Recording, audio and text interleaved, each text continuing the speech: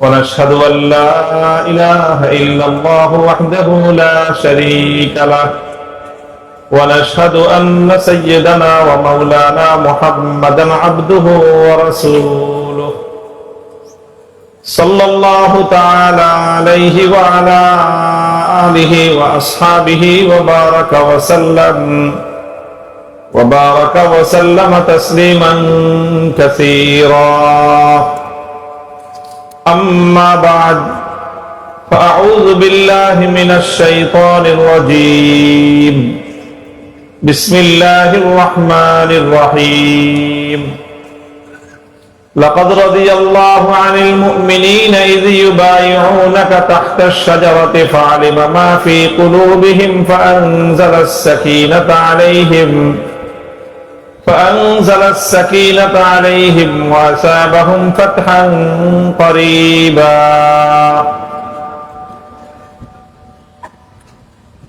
بارك الله لنا ولكم في القرآن العظيم ونفعنا وإياكم بالآيات والذكر الحكيم اللهم صل على محمد وعلى آل محمد كما صليت على إبراهيم وعلى آل إبراهيم إنك حميد مجيد اللهم بارك على محمد وعلى آل محمد كما باركت على إبراهيم وعلى آل إبراهيم إنك حميد مجيد محترم حضرت صدر জলসা বাংলাদেশ জাতীয় সিরাত কমিটির সম্মানিত সভাপতি হযরত আল্লাহ মুফতি ইমাদউদ্দিন হাফিজাহুল্লাহ, উপস্থিত অন্যান্য উলামায়ে কেরাম, ঐতিহ্যবাহী এই ধূপখোলা মাঠে আয়োজিত আজকের এই আজিমুশ-শান সিরাতুন নবী সম্মেলনের বিপুল পরিমাণ ধর্মপ্রাণ মুসলমান ভাই ও বন্ধুগণ, পুরাতন ঢাকার আমার প্রাণপ্রিয় এলাকাবাসী, আমাদের সভাপতি সাহেব বলেছেন আজকের এই আয়োজন এটা গতানুগতিক মাহফিল না। একটা মাহফিলে 2-3 জন আলোচক আলোচনা করেন, মাহফিল ওয়াজ করেন, বয়ান করেন। আজকের এই সম্মেলনটা এটা অনেক বাংলাদেশের সকল হালকার শীর্ষ উলামায়ে কেরামের প্রতিনিধিত্বশীল আলেমদের একটা মিলন মেলা, এবং এর মাধ্যমে আমরা এখান থেকে প্রতি বছর জাতির কাছে আমরা গুরুত্বপূর্ণ কিছু বার্তা এবং মেসেজ দিয়ে থাকি। আমাদের নানান রং থাকে, নানান অবস্থান থাকে, কিন্তু আমরা কিছু কিছু মঞ্চে এসে ঐক্যবদ্ধ হই এবং এর মাধ্যমে আমরা সকলকে একটা বার্তা দেই যে আমরা আমাদের মৌলিক দ্বীন এবং ঈমানের প্রশ্নে আমরা ঐক্যবদ্ধ আছি। তো আমি একটা বিশেষ কথা বলবো। আস্তে আস্তে কোরআনে কারীমের যে আয়াতটুকু আমি তেলাওয়াত করেছি সূরাতুল ফাতহ থেকে, সেই আয়াতকে সামনে রেখে একটা কথা বলবো। সেই কথাটা বলার যে মূল কারণ সেটা আমি একটু আগে বলি। বেশ অনেক বছর আগের ঘটনা মনে পড়তেছে আমার, সম্ভবত 2006-07 দিকে পীর সাহেব মরহুম চরমনাই রহমতুল্লাহ আলাইহি, ফজলুল করিম রহমতুল্লাহ আলাইহির যখন ইন্তেকাল হলো, তো আমি আমার আব্বাজান শাইখুল হাদিস রহমতুল্লাহ আলাইহি সহ হযরত চরমনাই পীর সাহেব হুজুরের জানাজায় শরীক হওয়ার জন্য ঢাকা থেকে বরিশাল গেলাম। একেবারেই রাতের বেলায় ইন্তেকাল হয়েছে, উপস্থিত ছিল লঞ্চ তখন সদরঘাটে, শায়েখকে নিয়ে আমরা রওনা হয়ে গেলাম এবং পরের দিন সকালবেলায় জানাজা হলো, সেই জানাজায়ও শরীক হলাম আলহামদুলিল্লাহ। তো সেই জানাজায় পীর সাহেব হুজুর চরমনাই রহমতুল্লাহ আলাইহির একজন বিআই, খুব সম্ভবত আমাদের সৈয়দ ইসহাক মোহাম্মদ আবুল খায়ের ভাই যে আছেন ওনার শ্বশুর, উনি আবার তবলিগ জামাতের একজন মুরব্বী, আমার নামটা এই মুহূর্তে ইয়াদ নেই, মুজাম্মেল সাহেব। তো ওনার বিয়ের জানাজায় শরীক হওয়ার জন্য উনিও তশরিফ এনেছেন। তো জানাজার আগে যারা যারা উপস্থিত হয়েছেন সবাই দুই চার কথা বলতেছেন। তো মুজাম্মেল সাহেবকেও বয়ান করার জন্য মাইকে নাম ঘোষণা করা হলো। তো উনিও কিছু কথা বললেন। তো যেহেতু তবলিগের মুনাসাবাতে তবলিগের একজন মুরব্বী, তো উনি পীর সাহেব হুজুর সম্পর্কে এক দুইটা কথা বললেন, আর 2-4 মিনিট যা বললেন তার সার কথা হলো এই যে ভাই আল্লাহ রাস্তায় বের হইতে হবে, চিল্লা দিতে হবে।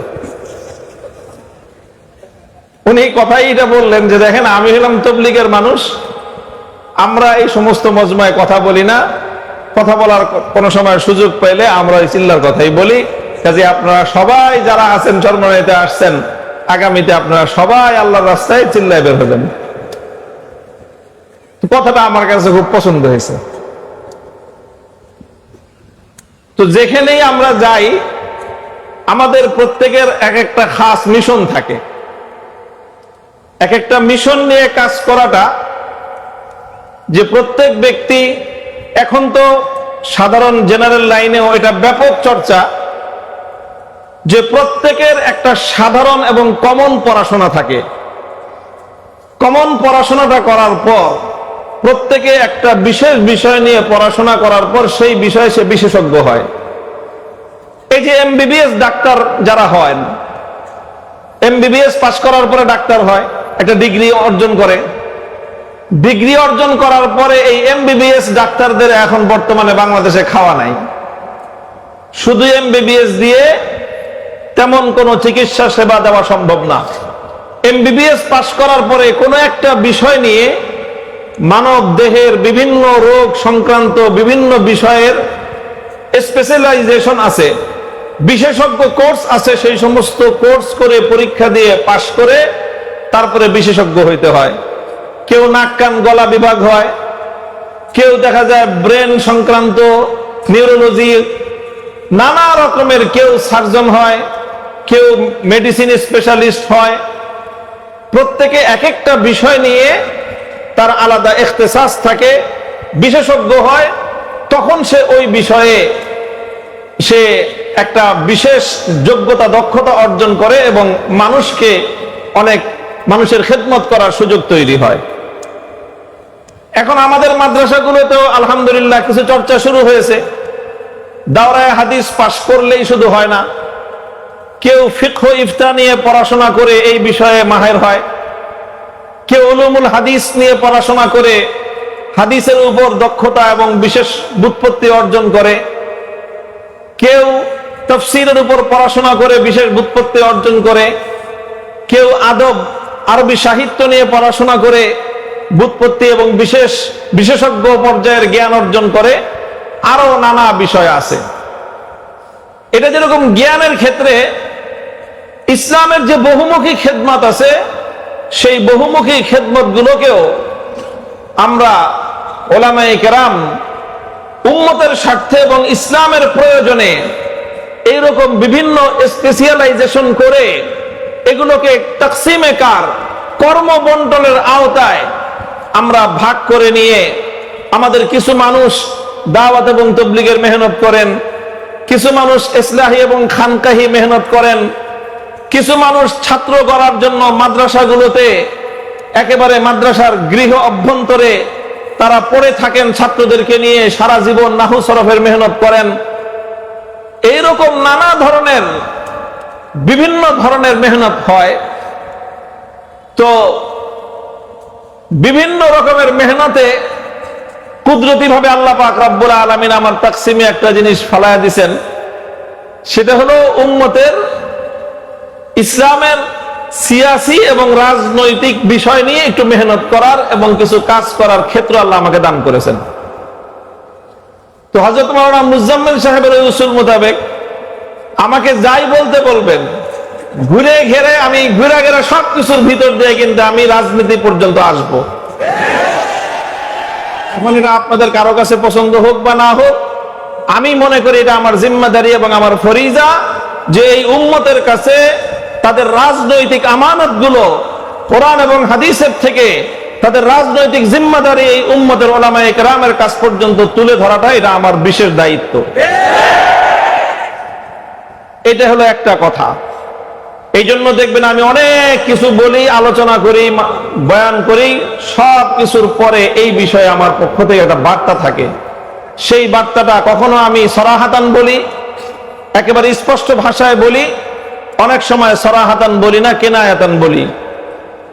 আল্লাহ পাক রব্বুল আলামিন আমাদের উম্মতের উলামায়ে কেরামের এই সর্বব্যাপী বহুমুখী খেদমতকে আল্লাহ পাক এক মোহনায় এনে একত্রিত করে এই উম্মতের বৃহত্তর কল্যাণ সাধন করার তৌফিক আমাদেরকে দান করেন। আমি পবিত্র কোরআনে কারীমের সূরাতুল ফাতহের যে আয়াতটা তেলাওয়াত করেছি আমি, লাকাদ রাদিয়াল্লাহু আনিল মুমিনিনা ইয ইউবাইউনাকা তাহতাশ শাজারাতি ফাআলিমা মা ফি কুলুবিহিম ফাআনজালাস সাকিনাতা আলাইহিম ওয়া আসাবাহুম ফাতহান করিবা। এটা তো বায়াতের রিজওয়ান সম্পর্কে নাজিল হয়েছে। এই আয়াত বায়াতের রিজওয়ান, ইসলামী ইতিহাসের এক উজ্জ্বল পাতার নাম হলো বায়াতের রিজওয়ান। সিরাতুন নবীর একটা জলজল দেদীপ্যমান একটা সাফহার নাম হলো বায়াতের রিজওয়ান। রাসূল আকরাম সাল্লাল্লাহু আলাইহি ওয়াসাল্লামের সিরাত থেকে, নবুয়তের 23 বছরের জিন্দেগি থেকে যদি উজ্জ্বল, অতি উজ্জ্বল, অত্যুজ্জ্বল কয়েকটা পাতা বের করে দেওয়ার কথা বলা হয়, তাহলে অবশ্যই 4-5টা পাতা যদি কেউ খুলতে চায়, তাহলে তার মধ্যে অন্যতম একটা পাতা হবে যেই পাতার মধ্যে বায়াতের রিজওয়ানের তারিখ এবং বায়াতের রিজওয়ানের ইতিহাস লেখা থাকবে। যদি সাহাবায়ে কেরামের জিন্দেগিকে তালাশ করা হয়, 1.5 লক্ষ সাহাবায়ে কেরামকে যদি নানাভাবে বিশ্লেষণ করা হয়, সাহাবায়ে কেরামের জীবন চরিত্রকে নিয়ে যদি আলোচনা করা হয়, তাহলে সেই সকল সাহাবায়ে কেরামের জীবনের মধ্যে গুরুত্বপূর্ণ যেই কয়েকটা তাৎপর্যময় ঘটনা থাকবে, হিজরত এবং আপনার বদরের জিহাদের পর সবচেয়ে গুরুত্বপূর্ণ যেই ঘটনাটা সাহাবায়ে কেরামের জিন্দেগিতেও আলোচিত হবে, সেই ঘটনাটার নাম হলো বায়াতের রিজওয়ান। বায়াতের রিজওয়ান, সুলহুল হুদাইবিয়া, অনেকগুলি নাম আছে এই ঘটনার। সুলহে হুদাইবিয়াকে তারিখের মধ্যে 3টা নামে আখ্যায়িত করা হয়। সুলহুল হুদাইবিয়া, এটা প্রথমে ছিল উমরাতুল হুদাইবিয়া, তারপরে এটার নাম হয়েছে গজওয়াতুল হুদাইবিয়া, তারপরে এটার নাম হয়েছে সুলহুল হুদাইবিয়া।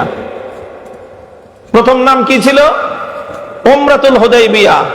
রাসূল সাল্লাল্লাহু আলাইহি ওয়াসাল্লাম মদিনা শরীফ থেকে উমরা করার জন্য ইহরাম বেঁধে হাদির জানোয়ার সাথে করে নিয়ে মক্কা শরীফে যাওয়ার জন্য বাইতুল্লাহর উদ্দেশ্যে যাত্রা শুরু করেছিলেন, এবং এই জন্য উমরার নিয়ত করেই 1400 থেকে 1500 সাহাবায়ে কেরামের নুরানি কাফেলা নিয়ে আল্লাহ নবী মক্কা অভিমুখে রওনা করেছিলেন। উমরার নিয়ত ছিল, ইহরাম ছিল, এই জন্য এই ইতিহাসকে এবং এই সফরকে বলা হয় উমরাতুল হুদাইবিয়া। যখন আল্লাহ নবী হুদাইবিয়া পর্যন্ত এসে পৌঁছলেন মক্কার উপকণ্ঠে, মক্কার কুরাইশরা বাধা দিল যে কোনোভাবেই আল্লাহ নবীকে মক্কায় ঢুকতে দিবে না, প্রয়োজনে লড়াই করবে, যুদ্ধ হবে, কিন্তু তারা কোনো মূল্যেই আল্লাহ নবীকে মক্কা শরীফে ঢুকতে দিবে না। রাসূল আকরাম সাল্লাল্লাহু আলাইহি ওয়াসাল্লাম তাদের সঙ্গে আলোচনা করলেন, নানাভাবে তাদেরকে বোঝালেন যে দেখো, আমরা যুদ্ধ করতে আসি নাই, আমরা মারামারি করতে আসি নাই, সংঘাত করতে আসি নাই, আমরা এসেছি শুধুমাত্র আল্লাহর ঘর বাইতুল্লাহর সফর করব, বাইতুল্লাহর জিয়ারত করব, তাওয়াফ করব, উমরা করব, আমরা চলে যাব, আমরা আর কিছুই করব না। কিন্তু তারা কোনোভাবেই আল্লাহর নবীর এই কথা শুনলো না, এবং তারা তাদের এক কথা পরিষ্কার যে আমরা কোনোভাবেই আপনাকে মক্কা ঢুকতে দিব না। এরপরে একটা পর্যায়ে ঘটনা ঘটলো, সংবাদ আসলো, রাসূল সাল্লাল্লাহু আলাইহি ওয়াসাল্লাম আলোচনার জন্য মক্কা নগরীতে কুরাইশদের সঙ্গে আলোচনার জন্য হযরত ওসমান রাদিয়াল্লাহু তাআলা আনহুকে প্রেরণ করেছিলেন। হঠাৎ হুজুরের কাছে এরকম একটা সূত্রে সংবাদ আসলো, ওসমান রাদিয়াল্লাহু তাআলা আনহুকে শহীদ করে দেয়া হয়েছে। নবী আকরাম সাল্লাল্লাহু আলাইহি ওয়াসাল্লাম সাহাবায়ে কেরামের কাছে ঘোষণা করলেন, আমি আমার ওসমানকে মক্কাওয়ালাদের কাছে প্রেরণ করেছিলাম আলোচনার জন্য। দুনিয়ার সকল অসভ্য জাতীয় কোনদিন কোন কাসেদ এবং কোন দূতের উপর আক্রমণ করে না। তাদের জীবনের নিরাপত্তা দেওয়া দুনিয়ার সবচেয়ে অসভ্য জাতিরও একটা সভ্যতার বলতে সর্বশেষ চিহ্ন এটা থাকে। আজ মক্কাওয়ালারা যদি আমার ওসমানকে হত্যা করে থাকে, শহীদ করে থাকে, আমি শপথ নিলাম হুদায়বিয়ার মাটি থেকে ওসমানের রক্তের বদলা নিয়ে আমি ফিরবো না। তোমরা ওসমানের হত্যার বদলা নেওয়ার জন্য কারা কারা প্রস্তুত আছো? সাহাবায়ে কেরাম খইয়ের মতো ফুটতে আরম্ভ করলেন। আল্লাহ নবী বললেন যে হয় আমরা ওসমানের হত্যার বদলা নিয়ে মক্কা বিজয় করে এখান থেকে ফিরবো, আর না হয় এই মাঠে আমাদের প্রত্যেকের জীবন যাবে, কল্লা যাবে, রক্ত দিব, কিন্তু আমরা এই অন্যায় হত্যাকাণ্ডের প্রতিশোধ না নিয়ে আমরা ফিরবো না। সাহাবায়ে কেরাম আল্লাহর নবীর হাতে বায়াত নিলেন। বায়াত আলাল মউত ছিল, এটা মৃত্যুর উপর বায়াত। আল্লাহর নবী তার 23 বছরের জিন্দেগিতে একবার মৃত্যুর উপর বায়াত গ্রহণ করেছেন, আর এর আগে পরে কখনোই বায়াত আলাল মউত আল্লাহর নবী গ্রহণ করেননি। জীবন দেওয়ার জন্য বায়াত হয়েছে, অঙ্গীকার হয়েছে আল্লাহর জন্য জীবন দিবে, অঙ্গীকার হয়েছে এক ইমানদারের রক্তের বদলা নেওয়া হবে, অঙ্গীকার গ্রহণ করা হয়েছে একজন নিরপরাধ মুসলমানকে যদি হত্যা করা হয় সে হত্যার প্রতিশোধ গ্রহণ করার জন্য 1500 সাহাবায়ে কেরাম জীবন দেবে, রক্ত দিবে, কোন মুসলমানের রক্ত বৃথা যেতে দেবে না।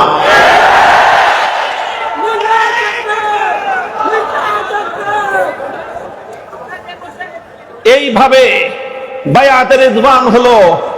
সাহাবায়ে কেরামের এই জজবা, একজন মুসলমানের প্রতি তাদের হৃদয়ের এই ভালোবাসা, তাদের এই আন্তরিকতা, একজন নিরপরাধ মানুষের রক্তের প্রতিশোধ গ্রহণ করার, হত্যার বদলা গ্রহণ করার এই মানসিকতাকে আমার আল্লাহ পাক রব্বুল আলামিন এপ্রিশিয়েট করলেন।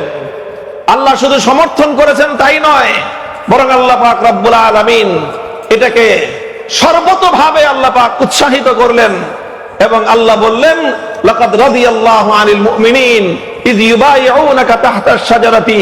জীবন দেওয়ার জন্য যখন সাহাবীরা আপনার হাতে বায়াত গ্রহণ করেছিল, আল্লাহ বলেন যে আমি সেই বায়াতের প্রতি আমার পক্ষ থেকে আমি আমার সন্তুষ্টির ঘোষণা করলাম। এজন্য ইতিহাসের মধ্যে এই বায়াতকে বলা হয় আল্লাহর সন্তুষ্টির বায়াত। হে মুসলমান, মনে রেখো, এক একজন ইমানদারের জীবনের দাম এত বেশি, একজন মুমিনের জীবনের মূল্য এত বেশি।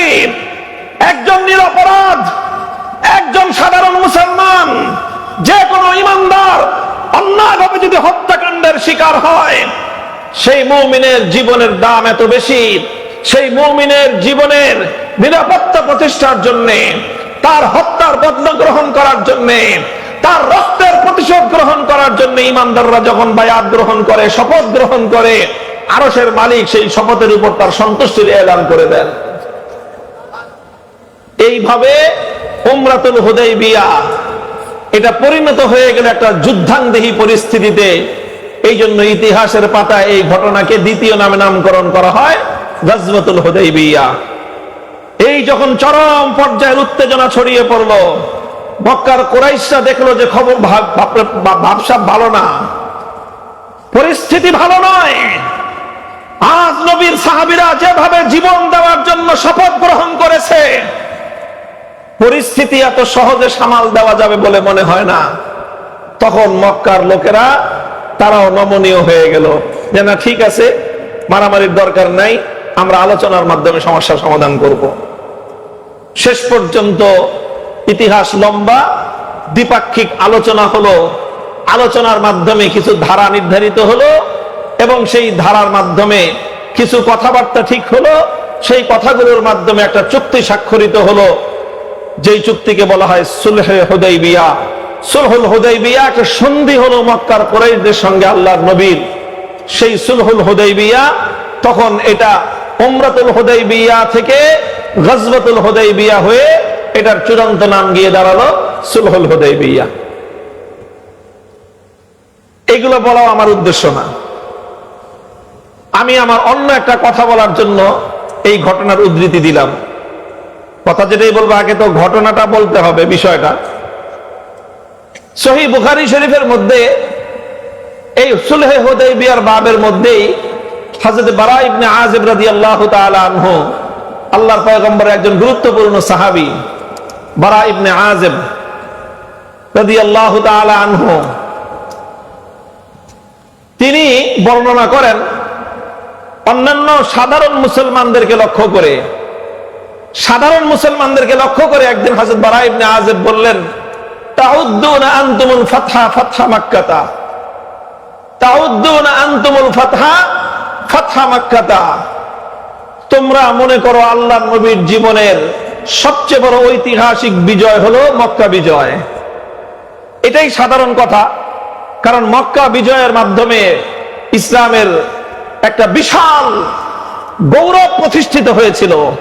যেই জমিন থেকে আল্লাহর নবী 8 বছর আগে নিতান্ত নিঃস্ব অসহায় অবস্থায় যেই জমিন থেকে আল্লাহর নবীকে বের করে দেওয়া হয়েছিল, সাহাবায়ে কেরামকে বের করে দেওয়া হয়েছিল, নিজের জন্মভূমি ছাড়তে হয়েছিল, ইতিহাসের বর্বরতম সমস্ত অত্যাচার এবং নির্যাতনের স্টিম রোলার গুলো পরিচালিত হয়েছিল, ইতিহাসের নির্মম সকল অধ্যায়গুলো রচিত হয়েছিল যেই মাটিতে, আল্লাহর নবী সেই মাটিতে বিজয়ী বেশে প্রবেশ করেছিলেন মক্কা বিজয়ের দিন। এবং মক্কা বিজয়ের মাধ্যমেই মূলত মক্কার কুরাইশদের সাথে ইসলামের সকল দ্বন্দ্ব এবং সংঘাত চূড়ান্ত ফয়সালা হয়ে যায় এবং এই বিরোধ নিষ্পত্তি হয়ে মক্কা নিরঙ্কুশভাবে ইসলামের বিজয় প্রতিষ্ঠিত হয়। এই জন্য ফতহে মক্কা এটা ইসলামের খুব গুরুত্বপূর্ণ একটা ঘটনা এবং একটা ঐতিহাসিক বিজয়, যেটাকে স্বাধীনতা দিবস বলা যায়, বিজয় দিবস বলা যায়। আমরা যেরকম বাঙালি জাতি আমরা বিজয় দিবস উদযাপন করি, মুসলিম জাতির জন্যও সত্যিকার অর্থে আল্লাহর নবীর 23 বছরের জীবন পর্যালোচনা করলে চূড়ান্ত বিজয় দিবস তো ছিল ফতহে মক্কার দিন। মক্কা বিজয়ের দিনটাই ছিল বিজয় দিবসের দিন। হযরত বারা ইবনে আযিব রাদিয়াল্লাহু তাআলা আনহু বলেন যে, তাউদ্দুনা আনতুমুল ফাতহা ফাতহা মাক্কাতা, হে সাধারণ মুসলমান, তোমরা তো আল্লাহর নবীর জীবনের ঐতিহাসিক বিজয় হিসেবে, সবচেয়ে বড় বিজয় হিসেবে তোমরা মক্কা বিজয়কে গ্রহণ করো, গণনা করো। তোমাদের ধারণা এরকম, ওয়াকাদ কানা ফাতহু মাক্কাতা ফাতহান। নবীর সাহাবী, এই ছাত্ররা ভালো করে মনোযোগ দিয়ে শুনো কথাটা, ওয়াকাদ কানা ফাতহু মাক্কাতা ফাতহান। সাহাবী বলতেছেন, আমাদের দৃষ্টিতে মক্কা বিজয়টা এটা একটা মামুলি বিজয় ছিল, এটা খুব বড় কোনো বিজয় ছিল না। মক্কা বিজয়টা একটা সাধারণ বিজয় ছিল। ওয়ানাহনু নাউদ্দুল ফাতহা বায়াতার রিদওয়ান ইয়াউমাল হুদাইবিয়াহ, ওয়ানাহনু নাউদ্দুল ফাতহা বায়াতার রিদওয়ান ইয়াউমাল হুদাইবিয়াহ।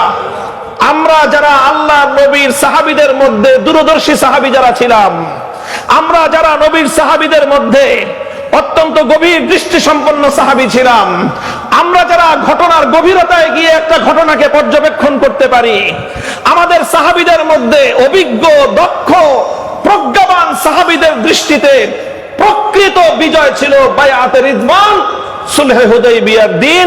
সেই দিনই প্রকৃত বিজয় অর্জিত হয়েছে। মুহতারাম হাজিরিন, আমার আজিজ তালাবা, সিরাতুন নবী বিভিন্ন ভাবে আলোচনা হয়, আলোচনা হবে।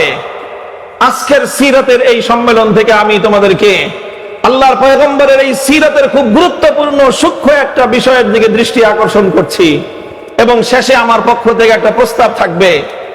আমার জাতির ওলামায়ে কেরাম এবং যারা আমাদের জিম্মাদারান আকাবির ওলামায়ে কেরামকে খেতাব করে, নাম নিয়ে নিয়ে আমি খেতাব করে একটা কথা বলে যাব তোমাদের মতো তোমাদের একজন বড় ভাই হিসেবে। কথাটা শেষ পর্যন্ত শুনতে হবে মনোযোগ দিয়ে। হযরত বারা ইবনে আযিব রাদিয়াল্লাহু আনহু বলতেছেন, ওয়াকাদ কানাল ফাতহু মাক্কাতা ফাতহান ওয়া নাহনু নাউদ্দুল ফাতহা বায়াতার রিদওয়ান ইয়াউমাল হুদাইবিয়াহ। যদি আসলে সত্যিকার অর্থে গভীর দৃষ্টি দেওয়া হয়, তাৎপর্যপূর্ণ বিজয় হিসেবে চিহ্নিত করতে হয়, অন্তর্দৃষ্টি দিয়ে যদি বিশ্লেষণ করতে হয়, তাহলে বলতে হবে প্রকৃত বিজয় মক্কা বিজয়ের দিন ছিল না, প্রকৃত বিজয় রচিত হয়েছিল হুদায়বিয়ার দিন। সেই গাছের নিচে, গাছের ছায়ার তলে আল্লাহর নবী যখন বায়াতুর রিজওয়ান গ্রহণ করেছিলেন, আমাদের কাছ থেকে আল্লাহর দ্বীনের জন্য জীবন উৎসর্গ করার শপথ গ্রহণ করেছিলেন। সেই শপথের মাধ্যমে হুদায়বিয়ার মাঠেই চূড়ান্ত বিজয়ের ভিত তৈরি হয়েছিল। আজ বাংলাদেশকে আমরা বলি, তোমরা 36শে জুলাইকে প্রকৃত বিজয় বলো। আমি বলতে চাই, প্রকৃত বিজয়ের ভিত তৈরি হয়েছিল 2013 সালের 5ই মে সম্মতরে।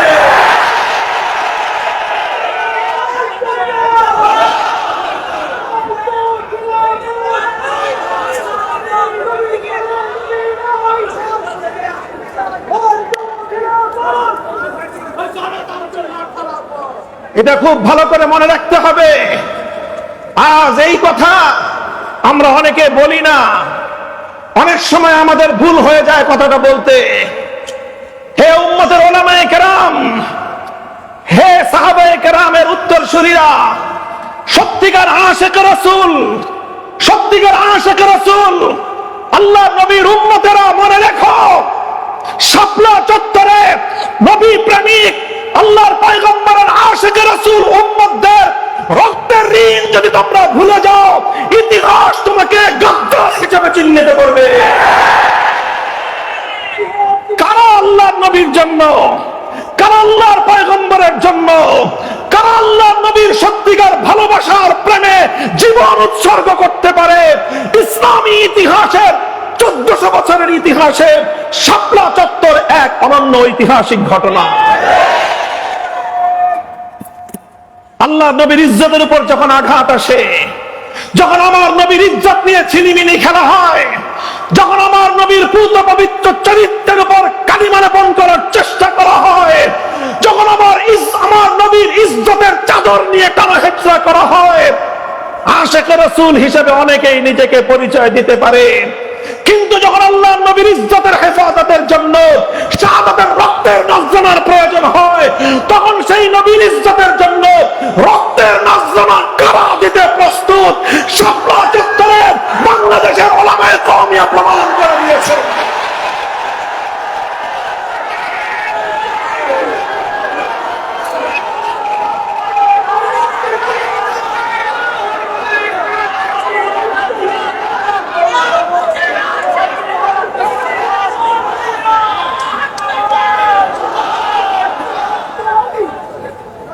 কাজেই ওয়াকাদ কানা ফাতহু জুলাই ফাতহান,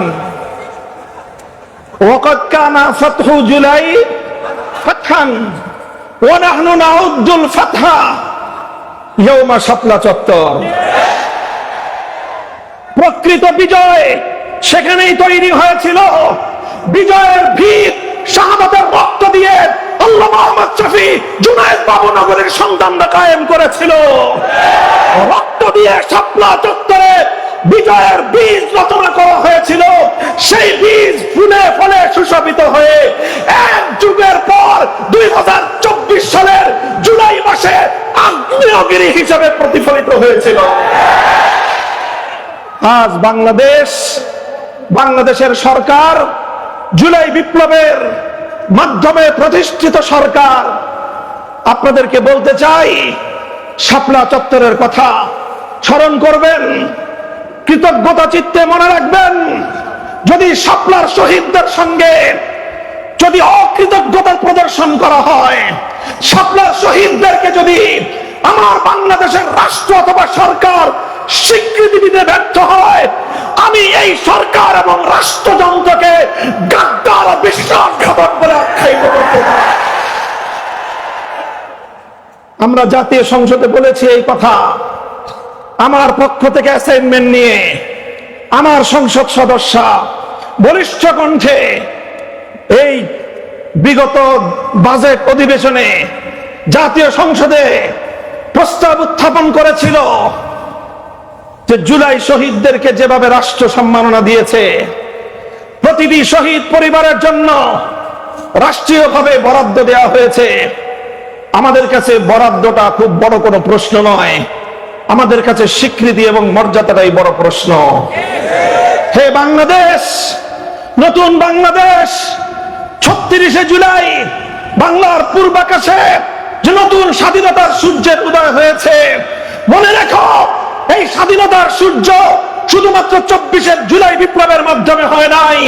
এই স্বাধীনতার সূর্য রক্তিম হওয়ার জন্য, এই স্বাধীনতার সূর্য লাল হওয়ার জন্য সর্বপ্রথম যেই রক্তের ফোঁটা আল্লাহর জমিনে পতিত হয়েছে সেটা ছিল আশিকে রাসূল হেফাজতে ইসলামের রক্ত।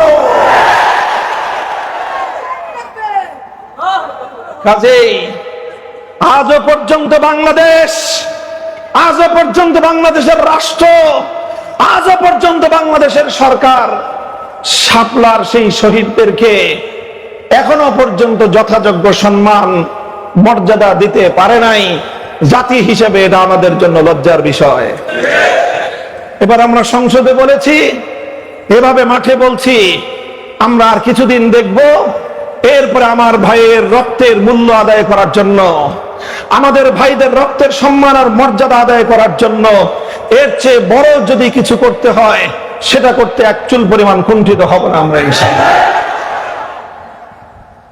কাজেই যতবার জুলাইয়ের কথা আসবে ততবার শাপলা থেকে শুরু করতে হবে। যতবার জুলাই বিপ্লবের কথা বলবে ততবার শাপলার শহীদদেরকে স্মরণ করতে হবে। যতবার বাংলাদেশের স্বাধীনতার কথা বলবে ততবার হেফাজতে ইসলামের নাম উচ্চারণ করতে হবে। যতবার ফ্যাসিবাদের বিরুদ্ধে কথা বলবে ততবার শহীদে ইসলাম আল্লামা জুনায়েদ বাবুনগরীর নাম উচ্চারণ করতে হবে, আল্লামা আহমদ শফীর নাম বলতে হবে। হে জাতি, হে বাংলাদেশের ফ্যাসিবাদ পরবর্তী এই স্বাধীন বাংলাদেশের নাগরিকরা, আল্লামা আহমদ শফীর কৃতজ্ঞতা যদি তোমরা স্বীকার না করো, আল্লামা জুনায়েদ বাবুনগরীর সংগ্রামী ভূমিকাকে যদি তোমরা ভুলে যাও, আল্লাহর কসম জাতি হিসাবে তোমরা কোনোদিন কৃতজ্ঞ জাতি হিসাবে পরিচয় দিতে পারবে না। এটা হলো আমার একটা বার্তা, একটা বার্তা। আমি দাবি করি জুলাই আমাদের লড়াই। আমি বই লিখেছি জুলাই কেন আমাদের লড়াই। জুলাইয়ের উপর, জুলাইয়ের বিপ্লবের উপর আমাদের সত্য আছে, আমাদের মালিকানা আছে। এই মালিকানা কারো অনুগ্রহে নয়, এই মালিকানা কারো অনুদানে নয়, এই মালিকানা প্রতিষ্ঠিত করেছি আমরা রক্তের নজরানা দিয়ে। এই মালিকানা আমরা প্রতিষ্ঠিত করেছি আমাদের জীবন বিপন্ন করে। এই মালিকানা আমরা প্রতিষ্ঠিত করেছি দিনের পর রাত, রাতের পর দিন কারাগারের অন্ধকার কুঠুরিতে দিন গুজরান করে। এই মালিকানা আমরা প্রতিষ্ঠিত করেছি স্বৈরাচারী ড্যাডি ফেরাউনের চোখের উপর চোখ রেখে কথা বলে। এই মালিকানা আমরা প্রতিষ্ঠিত করেছি স্বৈরাচারী জালিম ইতিহাসের কুখ্যাত বর্বর শাসকের হুমকি আর ধমকিকে উপেক্ষা করে। কেউ যদি আমাদের এই মালিকানাকে দুর্বল করে দিতে চান, যদি তিনি আমার ঘরানার হন, আত্মঘাতী চিন্তা করতেছেন। তিনি যদি আমাদের অন্য ঘরানার হন, ষড়যন্ত্রে লিপ্ত হয়েছেন। ষড়যন্ত্রকারীরাও হুঁশিয়ার হয়ে যান। যারা আত্মঘাতী চিন্তা করেন, আপনারা আর একটু সচেতন হন, সচেতন হন। এভাবে জুলাই পর্যন্ত আসতে যতগুলো রক্তের দরিয়া পার হতে হয়েছে, জুলাই একদিনে তৈরি হয় নাই, ফ্যাসিবাদ একদিনে বিদায় হয় নাই। এই আধিপত্যবাদী জগদ্দল পাথরের মতো চেপে বসা ইসলাম বিরোধী মূর্তি প্রতীকের শক্তি এমনিতেই জমিন থেকে বিদায় হয় নাই। একটার পর একটা রক্তের দরিয়া পার হতে হয়েছে। প্রথম রক্তের দরিয়া পার হয়েছে শাপলা চত্বরের বীর শহীদানরা। এরপর রক্তের দরিয়া পার হয়েছে 2021 সালের মোদী বিরোধী আন্দোলনের হেফাজতের কর্মীরা। চূড়ান্ত লড়াই হয়েছিল 2024-এর জুলাই মাসে। সেই জুলাই মাসেও এদেশের আজাদীর সন্তান হিসেবে এদেশের আলেম সমাজ, কওমি মাদ্রাসার সন্তানদের যে অবদান স্বর্ণাক্ষরে লিখে রাখতে বাধ্য হবে ইতিহাস। মুহতারাম হাজিরিন, কাজেই আজ নতুন বাংলাদেশ বিনির্মাণে, নতুন বাংলাদেশ তৈরির ক্ষেত্রে যে আলাপ, যে আলোচনা, আমরা তার অন্যতম স্টেক হোল্ডার। আমাদেরকে বাদ দিয়ে নতুন বাংলাদেশের আলাপ আলোচনা কোশ্চিনকালও গ্রহণযোগ্য হতে পারে না। মনে রাখতে হবে এই কথা। হে আমার সন্তানেরা, সিংহ শার্দুলেরা মনে রেখো, রাষ্ট্রের উপর তোমার অধিকার কেউ তোমাকে করুণা করে দেবে না, তোমাকে তোমার অধিকার এভাবে আদায় করে নিতে হবে। রক্ত দিয়ে যেভাবে অধিকার প্রতিষ্ঠা করেছো, রক্ত দিয়ে যেভাবে তোমরা তোমাদের মালিকানার সত্যকে প্রতিষ্ঠা করেছো, ঠিক সেভাবে মুষ্টিবদ্ধ হাতে হুঙ্কার দিয়ে মাথা উঁচু করে দাঁড়িয়ে নিজের হিস্সা নিজেরা বুঝে নিতে হবে ইনশাআল্লাহ। এই জায়গাটায় আমি আমাদের আন্তদলীয় যত বিরোধ আছে সেই বিরোধগুলোকে মাথার উপর উঠে রাখতে বলি। এখানে আমাদের মধ্যে কোনো বিরোধ নাই। ইসলামী আন্দোলন, বাংলাদেশ খেলাফত মজলিসের মধ্যে এই পয়েন্টে কোনো বিরোধ থাকতে পারে না। চরমনাইয়ের সাথে শাইখুল হাদিসের পরিবারের কোনো বিরোধ থাকতে পারে না। জমিয়ত উলামায়ে ইসলামের সাথে এই পয়েন্টে আমাদের কোনো বিরোধ থাকতে পারে না। নিজামে ইসলামের সাথে কোনো বিরোধ থাকতে পারে না। হাতে হাত রেখে রক্ত দিয়ে যেভাবে আমরা জমিনে আমাদের মালিকানা কায়েম করেছি, আমাদের ভাইরা শাহাদাতের রক্ত দিয়ে কাফনের কাপড় পরে তারা যেভাবে কবরে গিয়ে শুয়ে আছে, ঠিক সেভাবে প্রয়োজনে আবার কাফনের কাপড় দিয়ে পাগড়ি বাঁধতে হবে। এরপরেও আমাদের অধিকার ছিনিয়ে আনতেই হবে, ছিনিয়ে আনতেই হবে ইনশাআল্লাহ।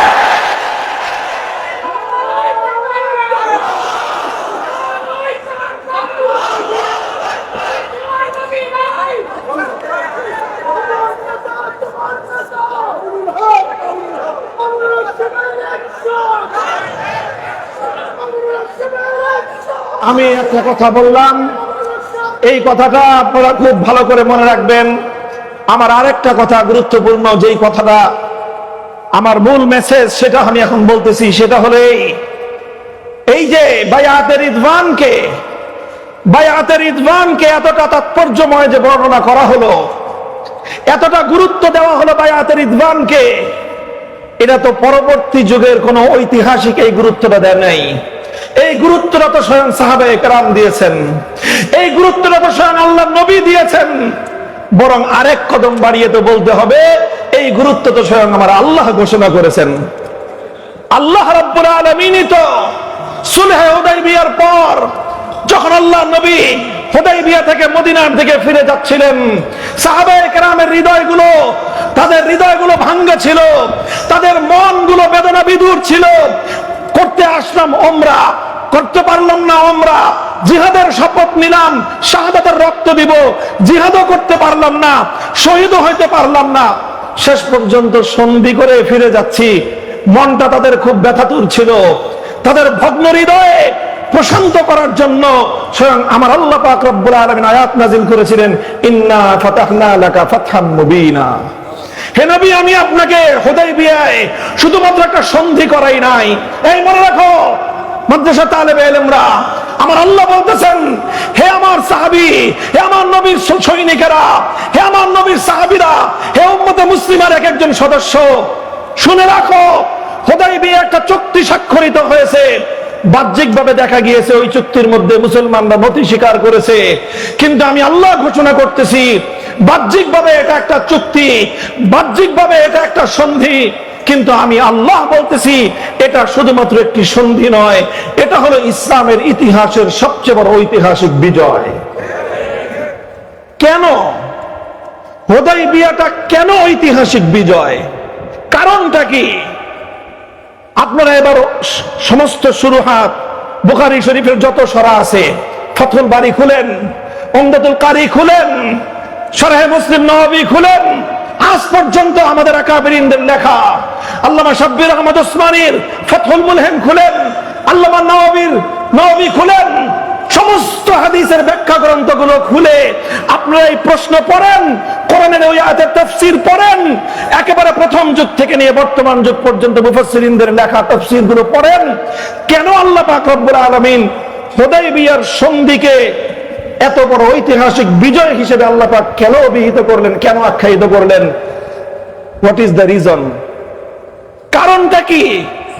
কারণ মৌলিক যেই কারণটা, সেটা হলো এই, হুদাইবিয়ার মাধ্যমে প্রত্যক্ষ বিজয় যদিও মুসলমানদের আসে নাই, হুদাইবিয়ার মাধ্যমে মুসলমানদের রাজনৈতিক বিজয় অর্জিত হয়েছিল। কোন বিজয়? জোরে বলো কোন বিজয়? হুদায়বিয়ার মাধ্যমে আল্লাহর নবীর রাজনৈতিক দূরদর্শিতার বিজয় অর্জিত হয়েছিল। হুদায়বিয়ার মাধ্যমে মুসলমানদের রাজনৈতিক শক্তির স্বীকৃতি পেয়েছিলেন আল্লাহর নবী। অর্থাৎ হুদায়বিয়ায় যুদ্ধের বিজয় হয় নাই, রণাঙ্গনের বিজয় হয় নাই, হুদায়বিয়ায় রাজনৈতিক বিজয় হয়েছে। রাজনৈতিক বিজয়টা কি? হুদায়বিয়ার সবচেয়ে বড় রাজনৈতিক বিজয় ছিল যেই মক্কার কুরাইশরা এতদিন পর্যন্ত ইসলাম এবং মুসলমানদেরকে কোনো শক্তি বলে স্বীকার করত না। ওরা বলতো মুহাম্মদ সাল্লাল্লাহু আলাইহি ওয়াসাল্লামের আশেপাশে কিছু বিক্ষিপ্ত মানুষ জমা হয়েছে। আরো নিকৃষ্ট ভাষায় উপেক্ষা করে উপহাস করে তারা বলতো কিছু বাদাইম্মা জমা হয়েছে। নাউজুবিল্লাহ।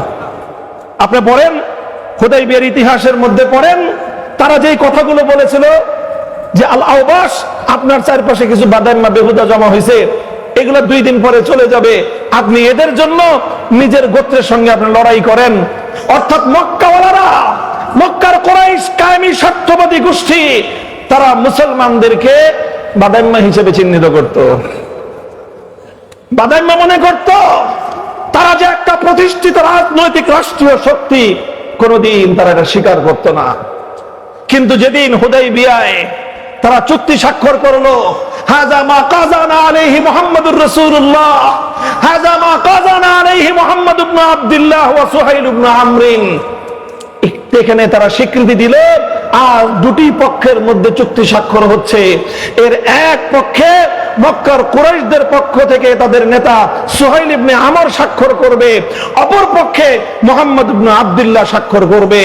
অর্থাৎ এই চুক্তির মাধ্যমে পৃথিবীর ইতিহাসে সর্বপ্রথম মক্কার কুরাইশরা তারা আল্লাহর নবীর নেতৃত্বাধীন মুসলিম শক্তিকে একটি রাষ্ট্রীয় রাজনৈতিক শক্তি হিসেবে স্বীকার করে নিতে বাধ্য হলো। এটাই হলো ফাতহে মুবিন, এটাই হলো ফাতহে মুবিন। আজ থেকে প্রায় 8 বছর আগে রোহিঙ্গাদেরকে যেভাবে যখন তারা উৎখাত করে দিয়েছিল, তাদের 1300 বছরের বাপদাদার বাস্তু ভিটা থেকে, আমি, আপনারা জানেন ইতিহাস দেখেন, ওই সময়কার ইতিহাসগুলি পড়ে দেখেন, আমরা বিভিন্ন ভাবে রোহিঙ্গা ক্যাম্পে স্বয়ং আমি নিজে দিনের পর দিন থেকে তাদের জন্য অনেক কাজ করেছি, তাদের সঙ্গে অনেক কথাবার্তা বলেছিলাম। সব কথা বলার পরে তাদের কারণগুলো যাচাই করার চেষ্টা করেছি যে কেন এভাবে তাদের সঙ্গে এই আচরণ করা হচ্ছে, কেন তাদের সঙ্গে এই নির্মমতা চলছে শতাব্দীর পর শতাব্দী ধরে।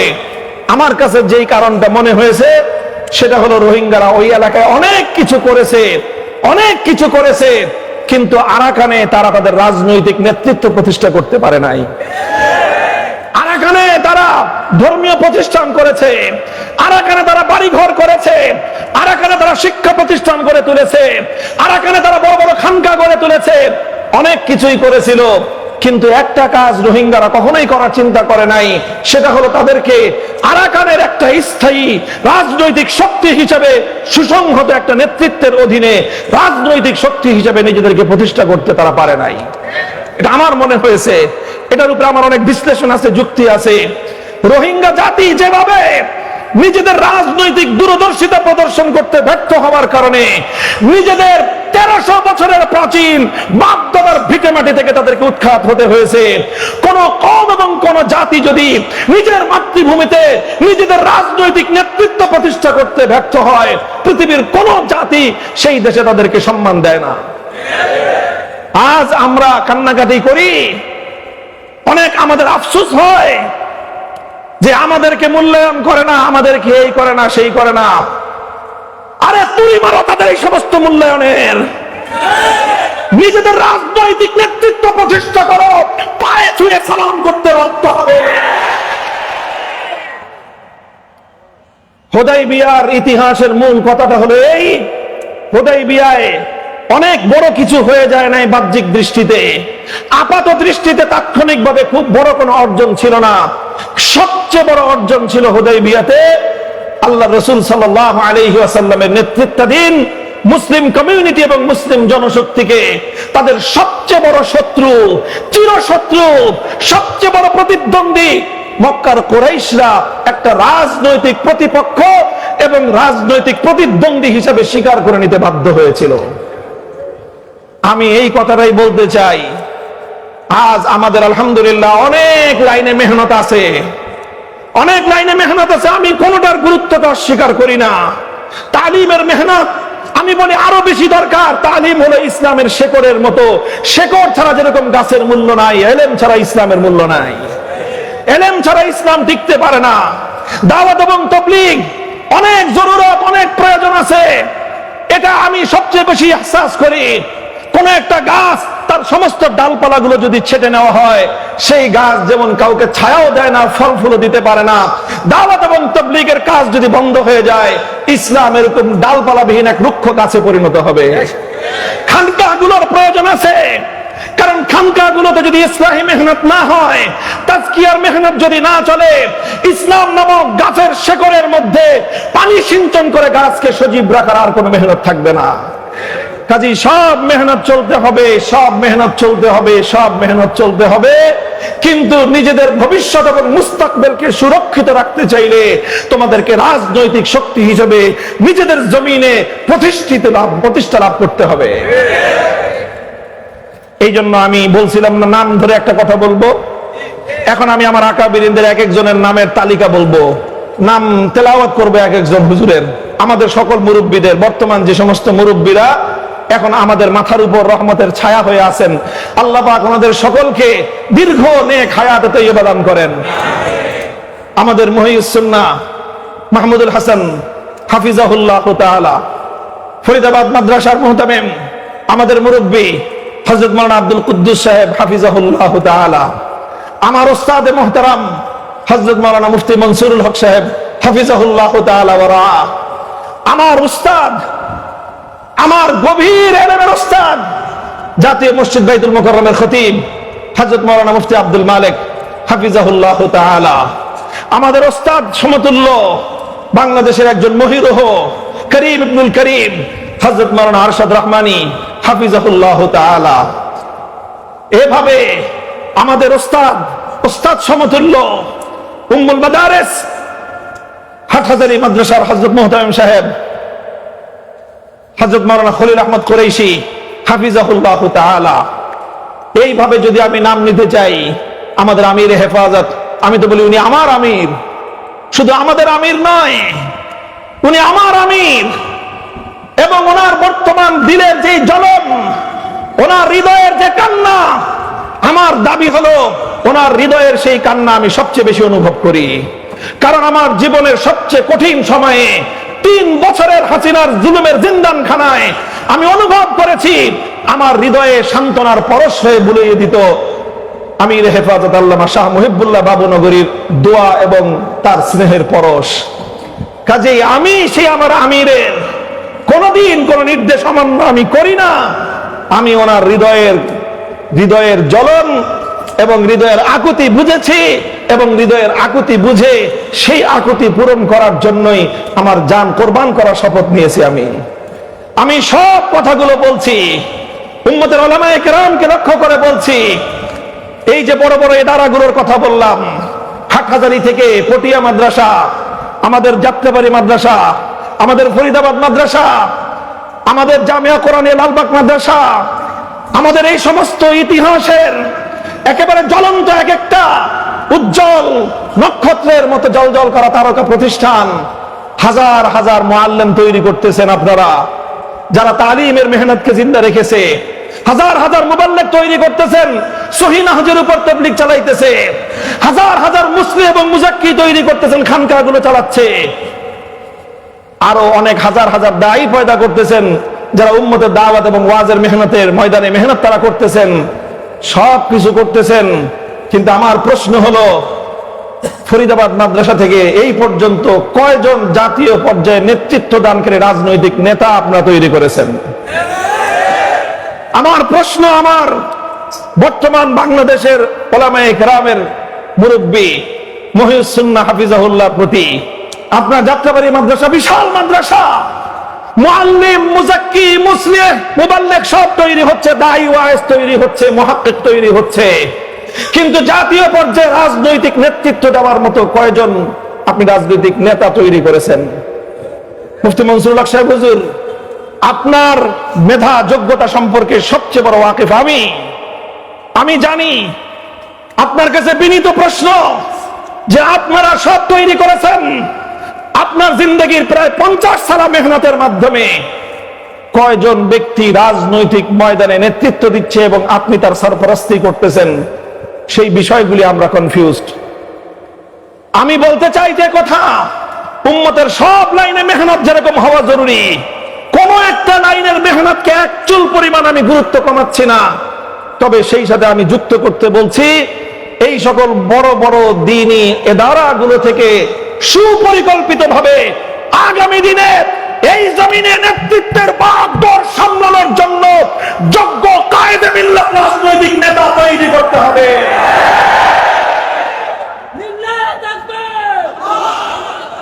যদি আমরা সেই রাজনৈতিক নেতৃত্ব প্রতিষ্ঠা করতে পারি, ইনশাআল্লাহ এই জমিনে আমাদের তালিমের মেহনত, আমাদের তবলিগের মেহনত, আমাদের তাজকিয়ার মেহনত, আমাদের দাওয়াতের মেহনত, এই সবগুলো মেহনত শুধুমাত্র সুরক্ষিতই থাকবে না, বরং এগুলোর পরিপূর্ণ সুফল আমরা ভোগ করতে পারবো।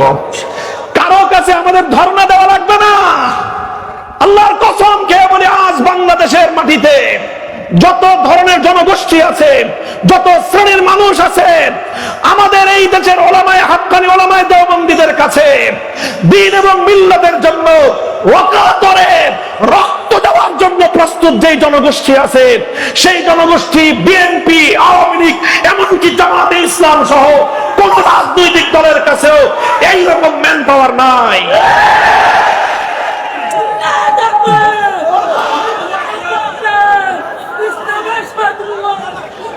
সুতরাং আমার আজকের আখেরি পয়গাম হলো এই, আল্লাহ নবীর সিরাত থেকে, সিরাতুন নবীর এই আলোচনাটা আমি করে গেলাম যে আল্লাহ নবীর জীবনের সবচেয়ে বড় ঐতিহাসিক বিজয় হিসেবে আল্লাহ পাক আখ্যায়িত করেছেন সেই দিনকে, যেই দিন আল্লাহ নবীর রাজনৈতিক বিজয় প্রতিষ্ঠিত হয়েছিল। আল্লাহ রাব্বুল ইজ্জত আমাদেরকে এই জমিনে আমাদের অধিকার এবং সম্মান মর্যাদা নিয়ে প্রতিষ্ঠিত থাকার তৌফিক দান করেন। ওয়া আখিরু দাওয়ানা আলহামদুলিল্লাহি রাব্বিল আলামিন। আসসালামু আলাইকুম ওয়া রাহমাতুল্লাহ।